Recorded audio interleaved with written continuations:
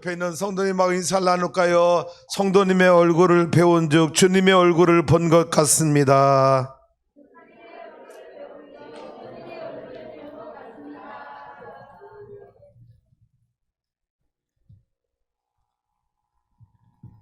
예수님의 얼굴이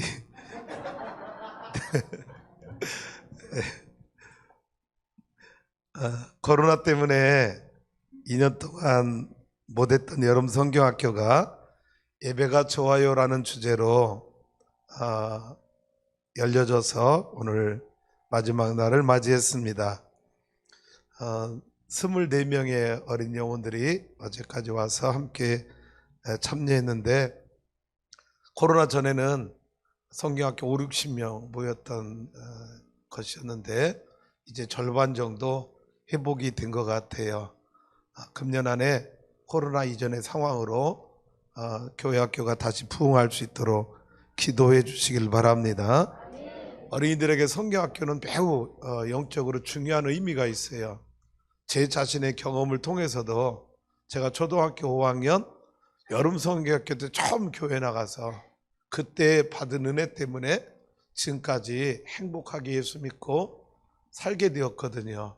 그래서 이 여름 성경학교 또 중고등부 청년들 캠프, 그들에게 이 영적인 아름다운 추억이 평생 하나님을 떠나지 않고 하나님을 예배하는 예배자로 살게 하는 능력이, 축복이 이 성경학교와 캠프에 있기 때문에 우리 교회는 다음 세대를 살리는 비전을 가진 교회로서 이 일을 위해서 아낌없이 후원하고 기도해 주시고, 할렐루야. 그래서 다음 세대를 부흥시킴으로 우리 교회 미래를 책임질 뿐만 아니라 한국교회 미래를 이끌어 나갈 수 있는 그런 건강한 교회로 쓰임받는 추수하는 교회가 되길 원합니다. 오죽하면 2월 마지막 주에 주는 장학금을 지금 나온 학생에게 또 주겠어요. 그죠? 그러니까 어떻게 해서라도 우리 아이들이 우리 교회에서 받은 사랑, 은혜를 가지고 이 세상을 나가 살 때 하나님의 사랑이 그들에게 영원히 스며들도록, 할렐루야, 그런 은혜로 살아갈 수 있기를 주님의 이름으로 축복합니다. 이 무더운 여름에 어린 영혼들에게 생명의 복음을 전하는 우리 교사 선생님들을 위해서 아래 지하에서 지금 열심히 복음 전하고 있을 텐데요, 선생님 사랑하고 축복합니다라는 마음을 담아 뜨거운 박수로 축복해 주시기 바랍니다.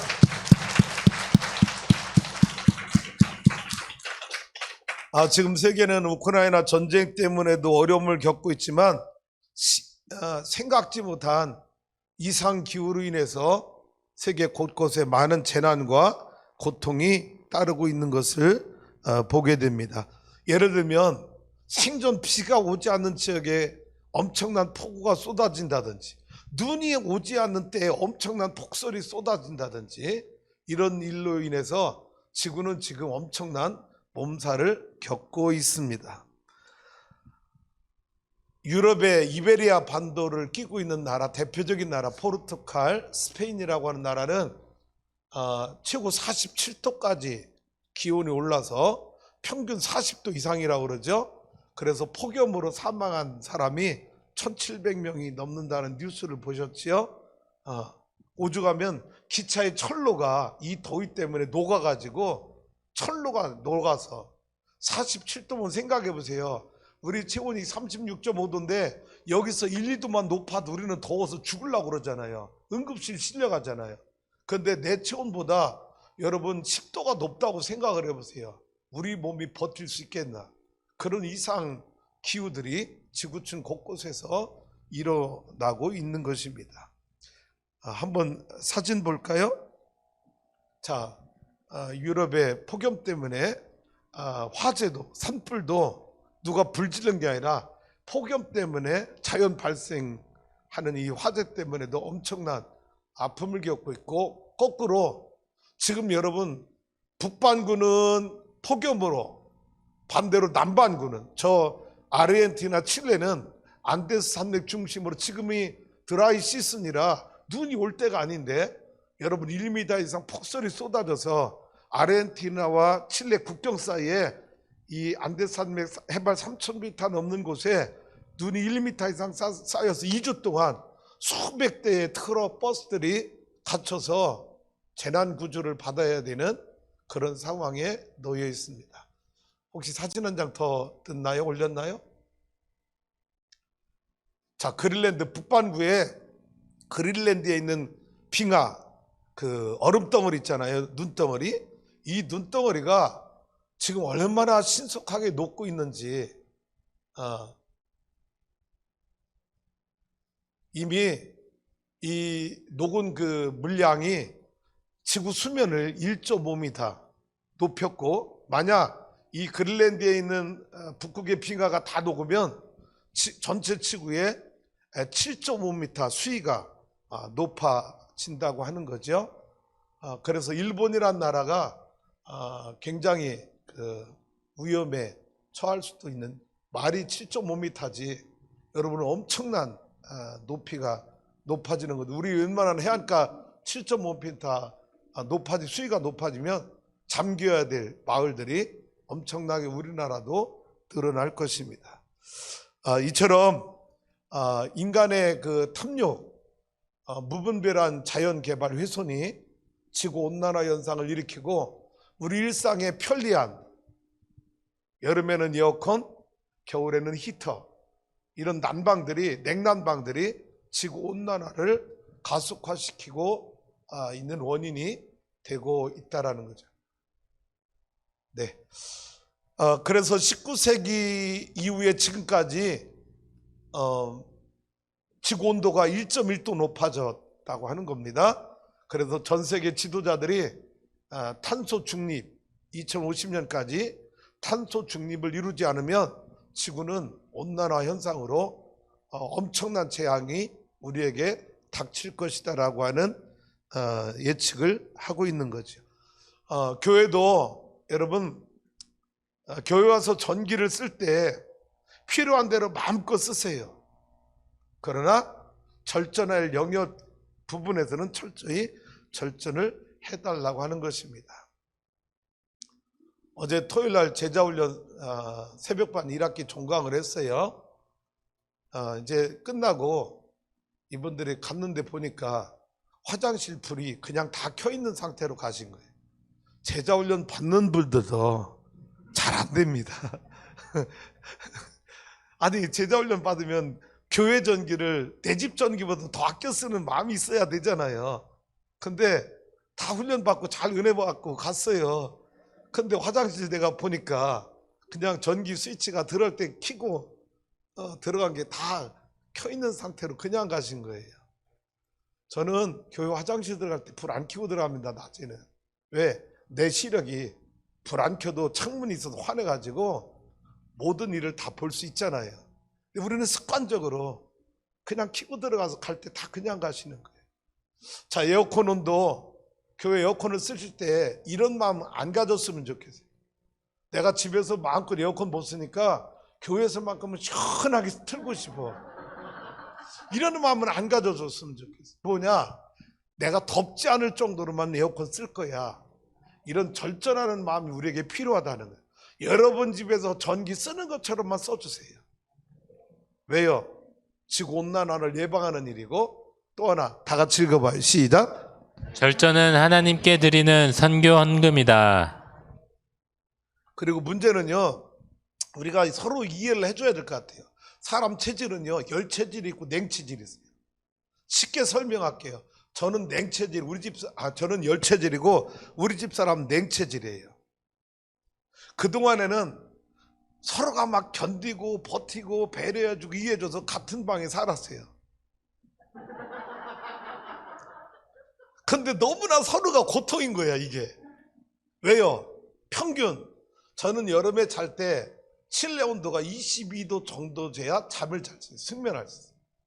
23도만 돼도 잠을 잘 못 자요. 근데 우리 집 사람은 평균 27도 돼야 숙면하는 형이에요. 이 5도 차이를 극복할 길이 없는 거예요. 그래서 그동안 어떻게 버텼느냐, 매트가 집사람 쪽이면 불 들어오게 하고 나는 불 안 들어오게, 나는 이불 안 덮고 있어. 선풍기 틀고 자고, 우리 집사람은 긴 팔 긴 옷에 이불 덮고 자고. 근데 문제는 선풍기 바람이 자기 무릎으로 또 들어온대. 그리고 내 매트를 불을 안 켜면 여기서 냉이 자기 쪽으로 냉이 또 찾아온대. 여러분 이게 얼마나 힘드냐고요. 5도 차이는 나지. 한쪽은 매트 틀었는데 내 쪽이 안 틀었다고 냉이 자기 쪽으로 온다고 그러지. 나를 향해서 선풍기 든 게 자기 무릎으로 들어온다지. 그래서 금년에 30주년 기념으로 분방하기로 했어요. 안 된다. 우리 서로 건강으로 해서 방을 따로 살아야 잠을 자야지 서로가 이 치명적인 건강에 아픔을 겪을 수 있으니까. 어제 제가 잠들었는데 1시에 제 옆에 와서 잠자고 싶어서 왔대요.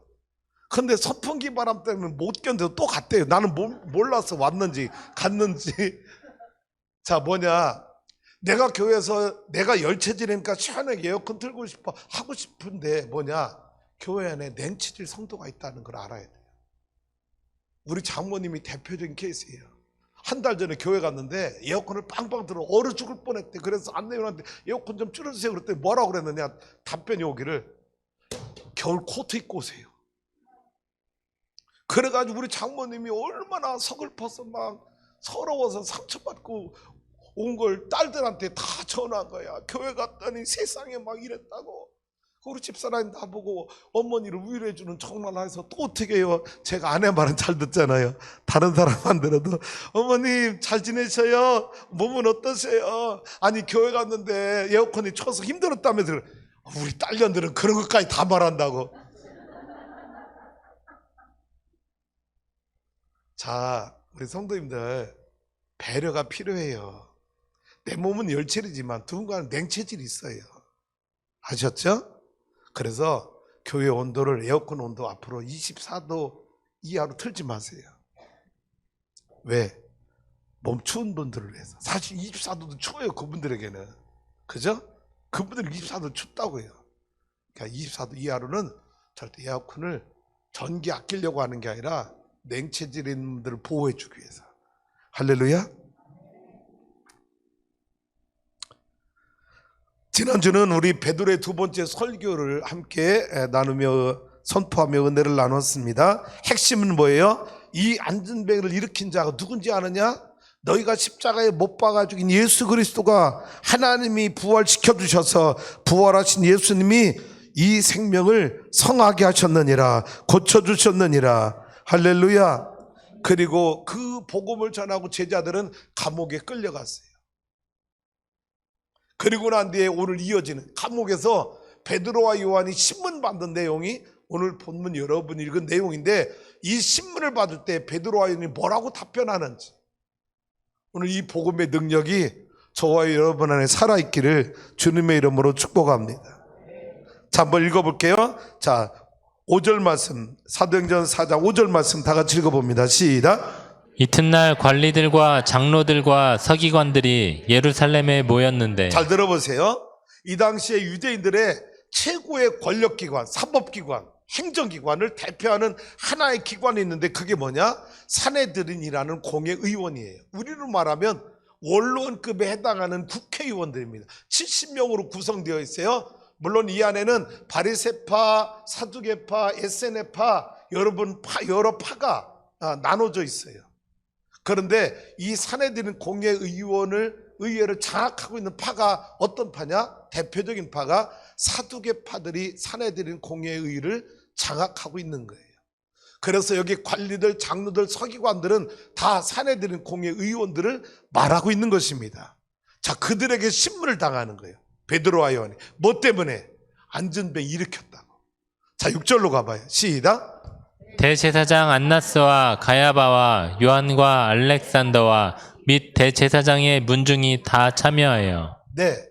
자, 여기 다 나온 사람을 소개해 본다면 두 사람만 여러분에게 소개해 볼게요.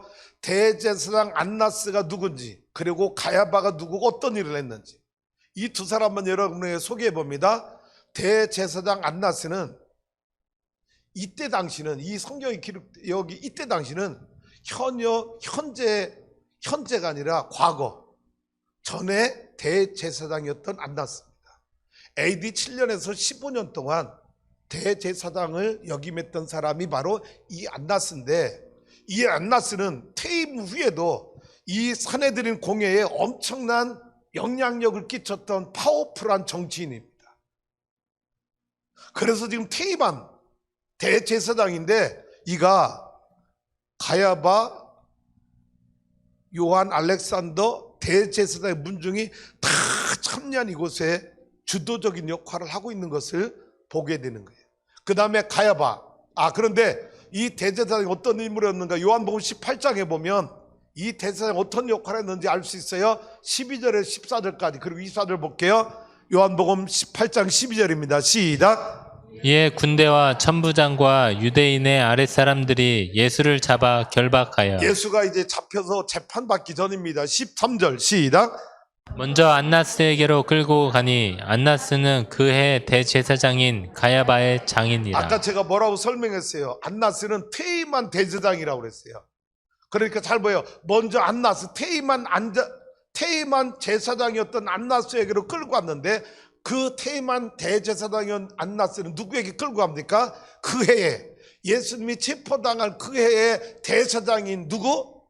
가야바에게 끌고 가는데 가야바는 누구예요? 안나스가 장인어른이야. 이해 가시죠?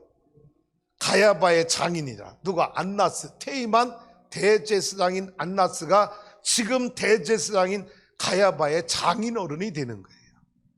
이 가야바는 AD 16년부터 36년까지 18년부터 36년까지 18년 동안 대제사장을 역임한, 그래서 그 당시에 최고의 권력을 가졌던 자가 바로 가야바라고 하는 사람입니다. 장인어른의 덕을 엄청 많이 본 사람이죠. 이해 가시죠? 자, 13절로 넘어가 봅니다. 24절. 죄송해요. 14절 먼저. 14절 시작. 가야바는 유대인들에게 한 사람이 백성을 위하여 죽는 것이 유익하다고 권고하던 자로라. 자, 가야바는 예수가 이스라엘 온 백성을 위해 한 사람 죽는 것이 좋다고 여겼던 사람, 그래서 예수를 십자가에 내어준 사람. 24절로 가봐요. 시작. 예수를 결박한 그대로 대제사장 가야바에게 보내니라. 퇴임한 대제사장 안나스 역시 예수를 십자가에 죽여야 된다고 재판에 회부시킨 사람, 이 바로 이 안나스 퇴임 대제사장이다 였다라는 겁니다. 지금 6절에 나온 인물들을 여러분에게 두 명을 대표적으로 설명을 드렸어요. 자, 이제 7절로 넘어갑니다. 시작. 사도들을 가운데 세우고 묻되 너희가 무슨 권세와 누구의 이름으로 이 일을 행하였느냐. 자, 그러면 이 7절을 이렇게 상상해 보세요. 지금 사내들인 공회에서 대법관 앞에 끌려가서 베드로와니 신문당하는 그 법정을 여러분 상상해 보세요. 대제사장이는 가야바, 그리고 그 옆에 사내들이 공회의원, 법관들이죠. 뭘 입고 있겠어요? 여러분 대법관 법복 알죠?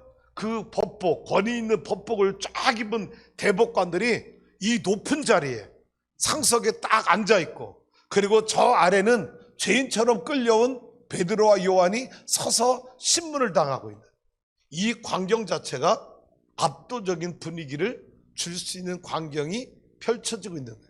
그런데 이때 여러분 두 가지 질문을 던져지죠. 첫 번째 질문은 뭐예요? 무슨 권세로 이 사람을 일어나게 했느냐? 누구의 권세로?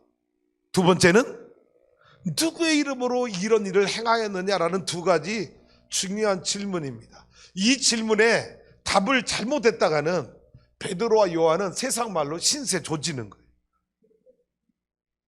뭘 조져? 목사가 강단에 너무 세속적 언어 써서 용서해 주세요.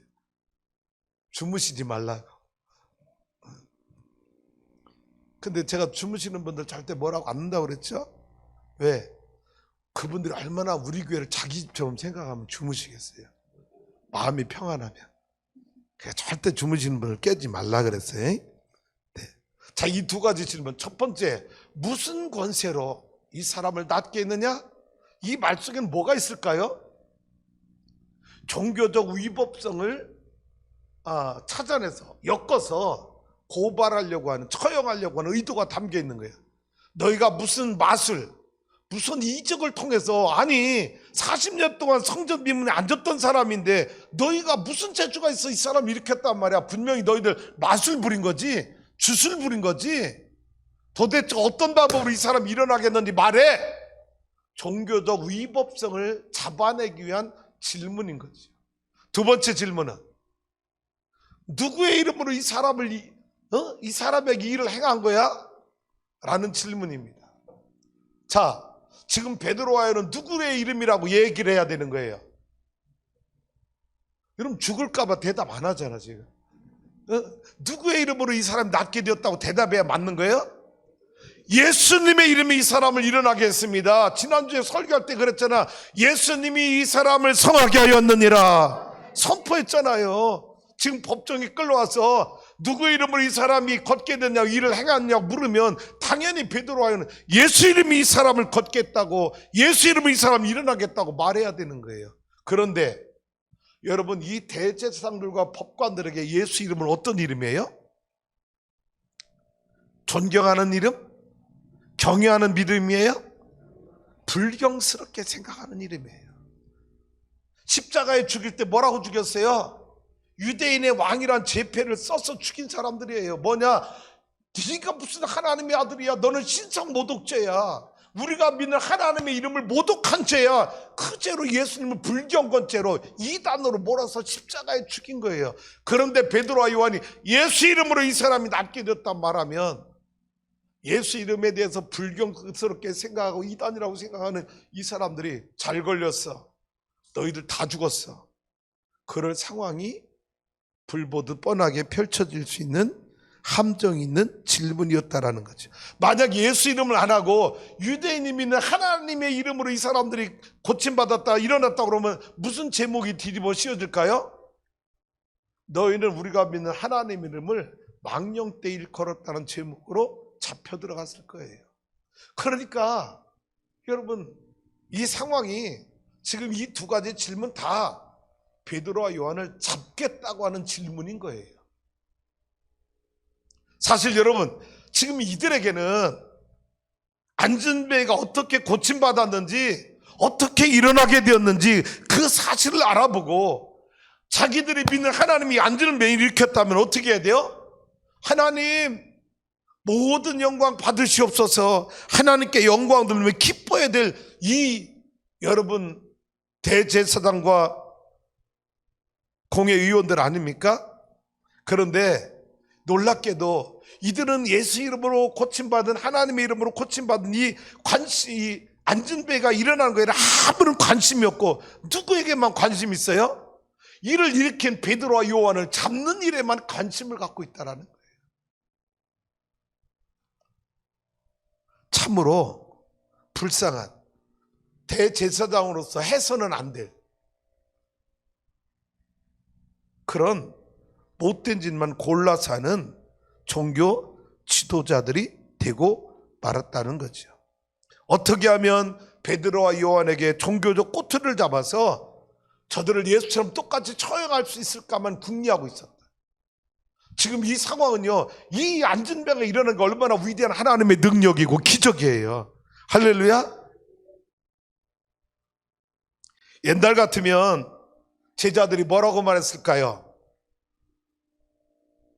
이런 질문 앞에 두려웠고 쫄아서 대답도 못하고 벌벌 떨고, 야 우리도 예수처럼 죽는 거 아니야? 베드로와 요한아, 서로 그랬을 텐데 성령 받고 난 제자들은 완전히 달랐어요.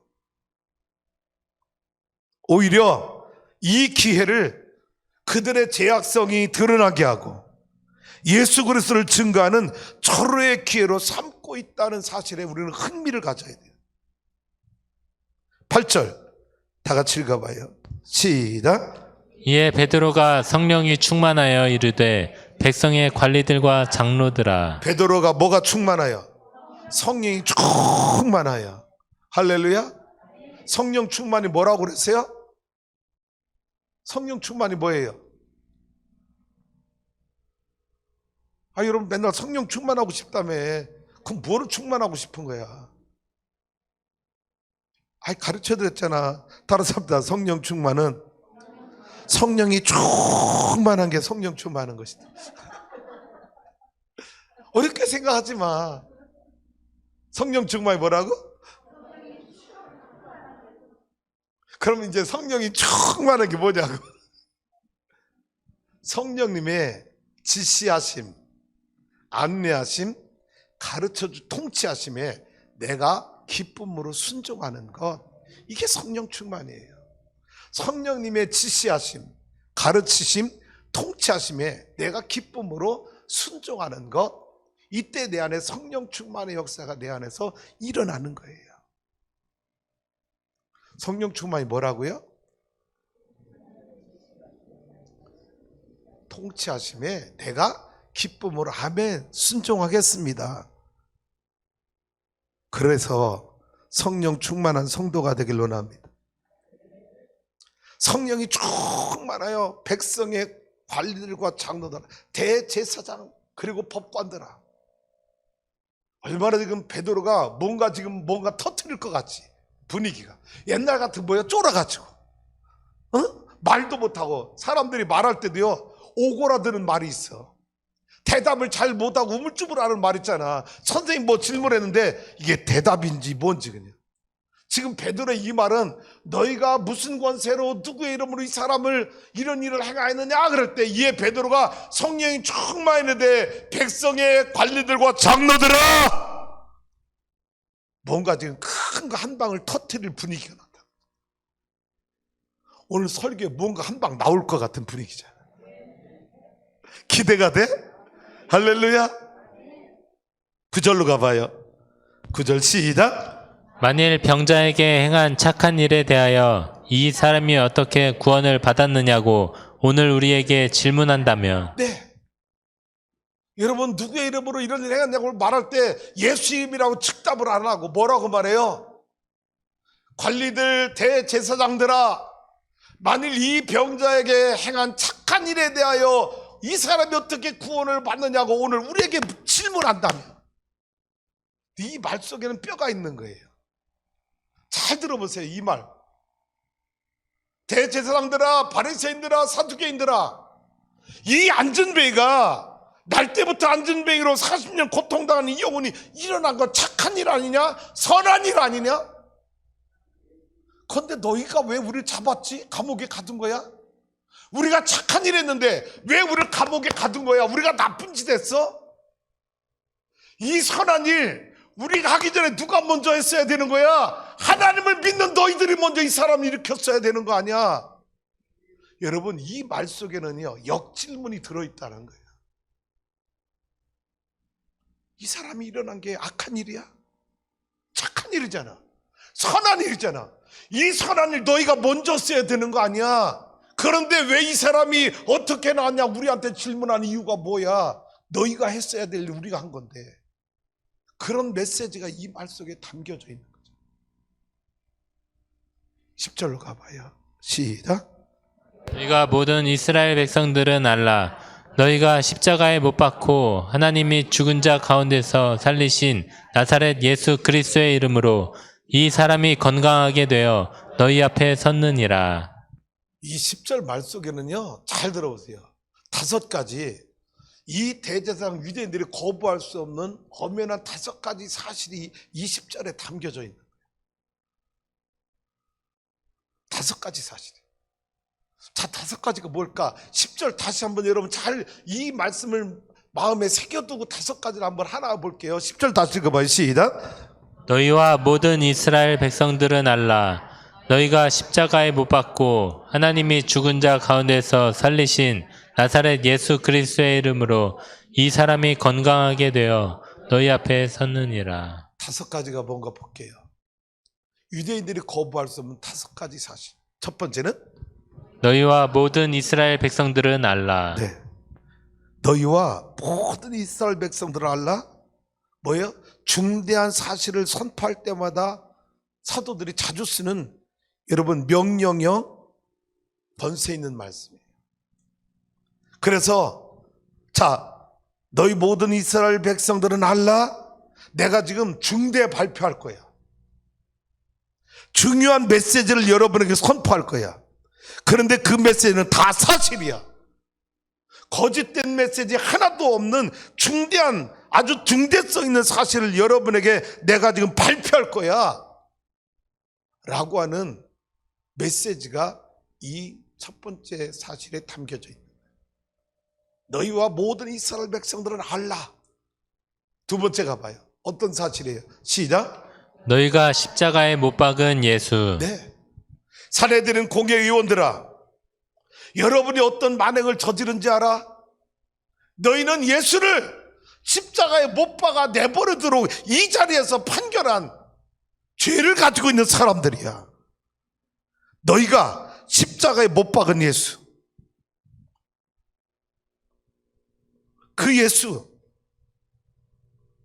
그 예수를 죄가 있다고 뒤집어 씌워서 판결했던 그 자리에서 베드로는 이 대제사장 가야바의 죄성을 그 자리에서 폭로하고 있는 거예요.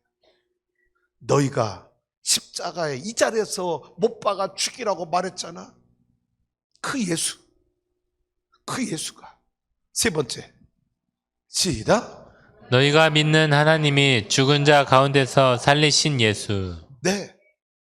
근데 너희가 십자가에 못 박아 판결한 이 자리에서, 그래서 죽은 그 예수, 그 예수가 어떻게 되느냐? 너희가 믿는 하나님이, 유대인이 믿는 하나님이 그 죽은 자 가운데서 그 너희가 십자가에 못 박아 죽게 한 그 아들 예수를 너희가 믿는 하나님이 살려주셨다는, 그분을 하나님이 부활시켜 주셨다는. 지금 뭐를 말하고 있다고요? 예수님의 부활신앙을 말하고. 아까 말씀드렸죠? 사내들은 공회의원 70명 가운데 이 사내들을 장악한 파가 어디 파라고요? 사두개파들. 사두개파들은 부활이 없다라고 믿는 신학 교리를 가지고 있는 사람. 그런데 베드로는 뭐라고요? 너희가 십자가에 못 박아 죽게 한 예수를 너희가 믿는 하나님이 다시 살려주셨다는, 그분이 부활하셨다고 말하는 부활신앙을 선포한 거예요. 부활신앙이 없다라고 주장하는 사두개인들 정면 도전장을 내버릴 거예요. 얼마나 위험한 일인지, 얼마나 무모한 일인지 몰라요. 네 번째 가보세요. 시작. 나사렛 예수 그리스도의 이름으로 낫게 됨. 네. 너희 모든 이스라엘 백성들은 알라. 너희가 십자가에 못 박아 죽이게 한 그 장소, 그 판결을 내는 이 자리에 있는 너희들아, 너희가 믿는 하나님이 너희가 십자가에 못 박아 죽게 한 그 예수를 하나님이 살려주셨는데, 너희가 지금 나에게 이 사람이 어떻게 나았냐고 물었잖아. 이 사람을 낫게 한 분이 바로 너희가 십자가에 죽인 그 예수, 너희가 믿는 하나님이 다시 부활시킨 그 예수가, 나사렛 예수가, 그리스도의 이름이 이 사람을 낫게 하였느니라. 낫게 하였느니라. 지금 예수 그리스도의 이름을 이들에게 말하면 죽어야 되는 상황에서 베드로는 이들의 신문에 이런 지혜와 권세 있는 말씀으로 답변해서 여러분, 이 사람들이 옴짝달싹도 못하게 만드는 거예요. 다섯 번째 가봐요. 시작. 건강하게 되어 너희 앞에 섰느니라. 누가? 예수 이름으로 일어난 안진뱅이가. 여러분, 여기에 증인 있잖아. 너희가 십자가에 못 박아 죽인 예수, 너희가 믿는 하나님 부활시킨 그 예수, 그 나사렛 예수가 오늘 이 사람을 성하게 했느니라, 일어나 걷게 하였느니라. 자, 내가 너희에게, 여러분에게 예수의 부활을 선포했다고 나를 죽일 수 있으면 죽여봐. 누가 있는데? 예수 이름으로 일어난 증인이 있는데. 여러분, 이 베드로의 답변은 대제사장 법관들이, 사내들은 공회의원들이 옴싹달싹 못하게 하는 지혜로 답변한 거예요. 할렐루야. 이들의 질문 앞에 거꾸로 이들을 혼란스럽게 만든 거예요. 11절로 가볼게요. 시작. 이 예수는 너희 건축자들의 버린 돌로서 집 모퉁이의 머릿돌이 되었느니라. 이 예수가 누구예요? 너희가 죄 있다고 뒤집어씌워서 십자가에 죽게 한 예수. 너희가 믿는 하나님이 다시 살려주신 예수. 이 40년 동안 안전뱅이로 고통당하는 영혼을 일으켜준 그 예수. 이 예수는 너희가 십자가에 버려서, 마치 건축자가 건축하다가 이 돈은 쓸모없을 것 같아 버렸는데 나중에 보니까, 건축을 다 하고 나서 보니까 이게 머릿돌로 써야 될 돌이 돼버린 거예요. 그래서 시편 118편에 이렇게 말한 거예요. 시편의 기자 이야기를 인용한 거예요. 22절 시작. 건축자가 버린 돌이 집 모퉁이의 머릿돌이 되었나니. 누가? 예수가. 너희들이 버린 예수가 하나님은 인류 구원의 머릿돌이 되게 하셨다. 할렐루야. 그리고서 결정타를 날립니다. 12절이에요. 다 같이 읽어봐요. 시작. 다른 이로서는 구원을 받을 수 없나니 천한 사람 중에 구원을 받을 만한 다른 이름을 우리에게 주신 일이 없음이라 하였더라. 네. 세상에, 야, 무슨 권세로 이런 일을 행한 거야? 누구의 이름을 이 사람 일으킨 거야? 이 질문 앞에 성령 받기 전에 베드로 제자들은 다 부인하고 도망치고 숨었을 텐데 뭐라고 말해요? 대제사장들아, 법관들아, 다른 이로서는 구원받을 만한 천하 이름을 하나님이 우리에게 주신 적이 없어. 천하 사람 중에 구원을 얻을 만한 이름 오직 예수 이름밖에 없어. 예수 이름으로 이 사람이 일어난 거야. 예수 이름으로 구원받은 거야. 이 말이 어떤 말인지 알아요? 지금 자기 입으로 제정신으로 말한 거야? 제정신이면 이렇게 말 못해. 성령 받아서 성령이 말하게 하심을 따라 말한 거야. 할렐루야. 사랑하는 성도 여러분, 왜 우리가 성령 충만해야 되는지 다시 한번 깨닫기를 원합니다. 따라 성령 받으면 제정신이 아니다. 제정신이 아니다. 성령 받기를 주님의 이름으로 축복합니다. 그래서 제자들은 뭐라고 말하는 거예요? 예수님 한 분만이 유일한 구원자이십니다. 다른 이는 없습니다. 종교 혼합주의를 거절하는 거예요. 더 나아가서 제자들은 무슨 이 메시지 속에 무슨 메시지가 담겨져 있는지 알아요? 존경하는 산헤드린 공회의원 여러분, 가야바 대제사장님, 여러분도 구원받고 싶습니까?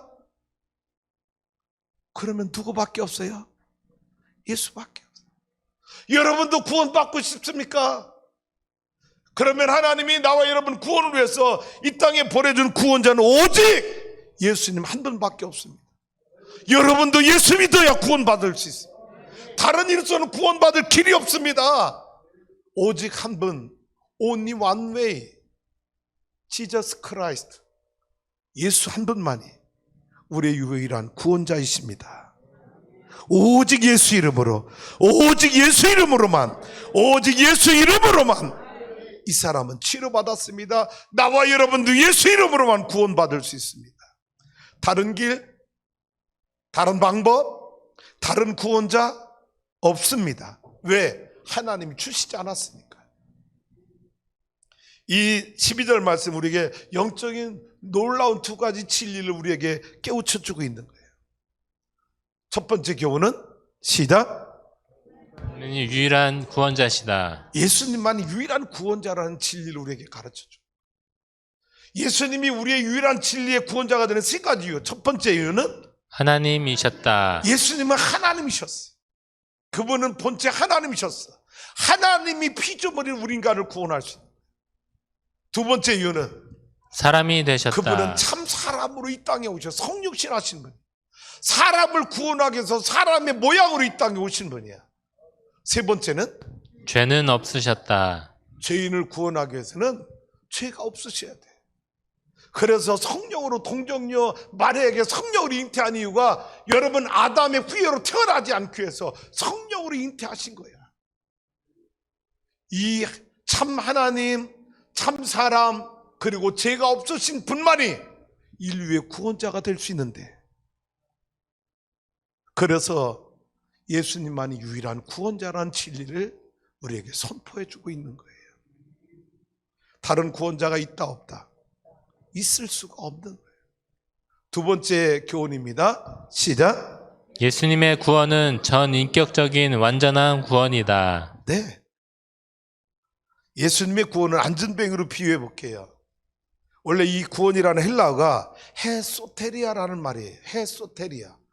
무슨 뜻이냐?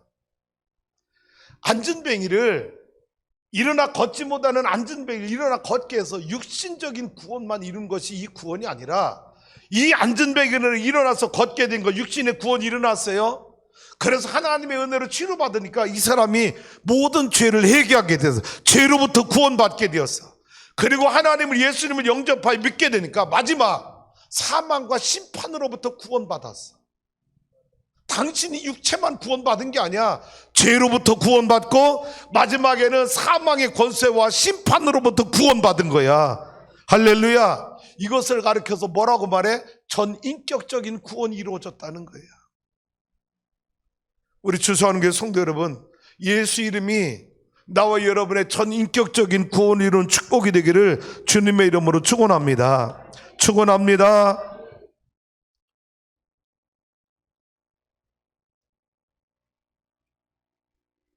그런데 세상에 어느 종교가, 어느 종교 창시자가 참 하나님이시고 참 사람이 되셔서 이 땅에 오셨고 죄가 없으신 그런 구원자가 타 종교에 있었느냐라는 거예요.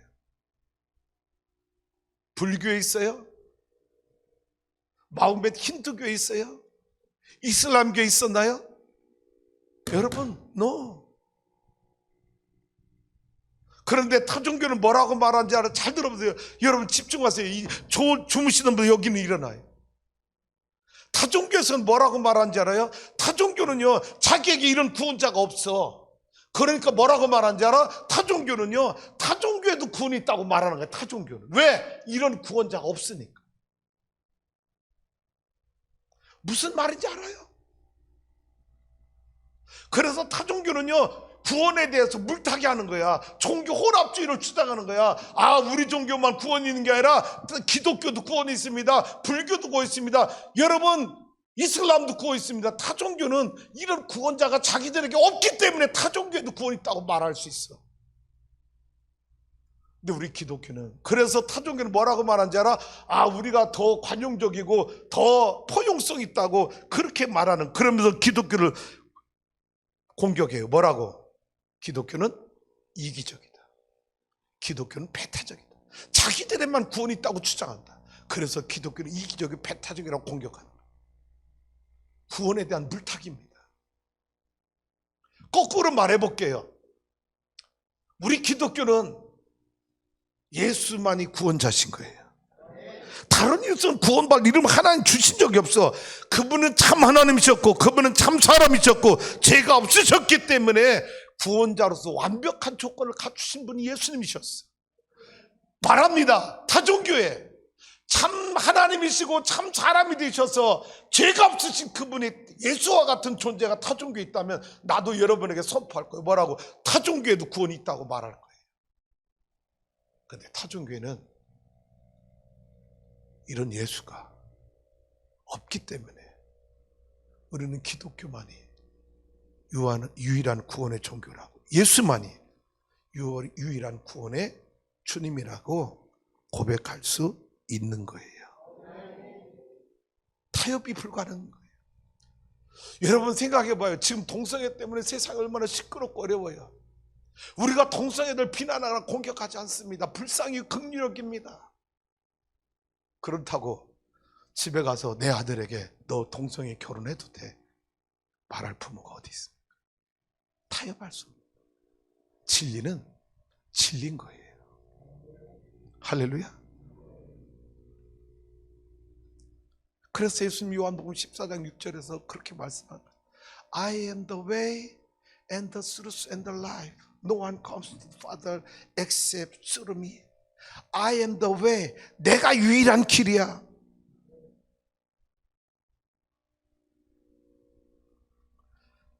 And the truth. 내가 유일한 진리야. And the life. 내가 하나밖에 없는 생명이야. No one comes to the Father. 아무도 아버지께 갈 수 없어. Except through me. 나를 통하지 않고는, 나를 믿지 않고는 아버지께로 아무도 갈 자가 없어. 그래서 사도 여러분, 오늘 베드로는 여러분 4장 12절에 다른 이로서는 구원을 얻을 수 없나니 천하 사람 중에 구원을 얻을 만한 다른 이름 하나는 우리에게 주신 일이 없다라는 거예요. 만약에 힌두교에 예수 믿으면 여러분 힌두교에 구원이 있다고 말할 수 있어. 불교가 예수 믿으면 그 사람도 예수를 영접하고 예수 믿으면 불교에도 구원이 있다고 말할 수 있어. 그러나 그들은 믿질 않아. 그러니 우리 성도 여러분, 세상이 기독교를 이기적이다, 배타적이다 공격한다고 내가 예수를 부인하고 그래 불교에도 구원이 있어, 이슬람도 구원이 있어, 종교 혼합주의에 빠지지 말라는, 착각하지 말라는 거지. 그게 선하게 사는 것이 아니라는 거야. 그러다가 지옥 가면 나중에 누가 그 영혼을 책임질 수 있겠느냐. 진리는 비진리와 타협할 수 없고 정의는 불의와 타협할 수 없고. 할렐루야.